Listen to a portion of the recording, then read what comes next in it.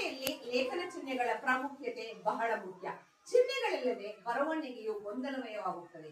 ಭಾಷೆಯಲ್ಲಿ ಸ್ಪಷ್ಟತೆ, ಅರ್ಥಪೂರ್ಣತೆ, ಸರಿಯಾದ ಅಭಿವ್ಯಕ್ತಿಯನ್ನು ವ್ಯಕ್ತಪಡಿಸಲು, ಓದುಗರ ಗ್ರಹಿಕೆಯನ್ನು ಸುಧಾರಿಸಲು, ಅರ್ಥ ಮಾಡಿಕೊಳ್ಳಲು ಲೇಖನ ಚಿಹ್ನೆಗಳು ಬಹಳ ಮಹತ್ವದ್ದು ಎಂದು ಹೇಳಬಹುದು.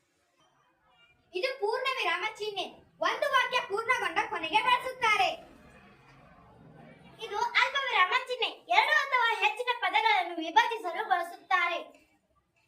ಇದು ಅರ್ಧ ವಿರಾಮ ಚಿಹ್ನೆ. ಎರಡು ವಾಕ್ಯದಲ್ಲಿ ಸಂಬಂಧಿತ ವಾಕ್ಯಗಳನ್ನು ಸೇರಿಸಲು ಅಥವಾ ಪಟ್ಟಿಗಳಲ್ಲಿ ಅಂಶಗಳನ್ನು ಬೇರ್ಪಡಿಸಲು ಬಳಸುತ್ತಾರೆ. ಇದು ಪ್ರಶ್ನಾರ್ಥಕ ಚಿಹ್ನೆ. ಪ್ರಶ್ನೆ ಹೊಂದಿರುವ ವಾಕ್ಯದ ಕೊನೆಗೆ ಉಪಯೋಗಿಸುತ್ತಾರೆ. ಇದು ಭಾವಸೂಚಕ ಚಿಹ್ನೆ. ಆಶ್ಚರ್ಯ, ಉಲ್ಲಾಸ, ಭಯ, ದುಃಖ ಮುಂತಾದ ಭಾವನೆಗಳನ್ನು ಸೂಚಿಸಲು ಬಳಸುತ್ತಾರೆ. ಇದು ಉದ್ಧರಣ ಚಿಹ್ನೆ. ಯಾರು ಮಾತನಾಡಿದ್ದಾರೆ ಎಂಬುದನ್ನು ಸೂಚಿಸಲು ಉಪಯೋಗಿಸುತ್ತಾರೆ. ಇದು ಏಕ ಉದ್ಧರಣ ಚಿಹ್ನೆ. ಕೆಲವೊಮ್ಮೆ ಶಬ್ದ ಅಥವಾ ಉಲ್ಲೇಖ ಸೂಚಿಸಲು ಬಳಸುತ್ತಾರೆ.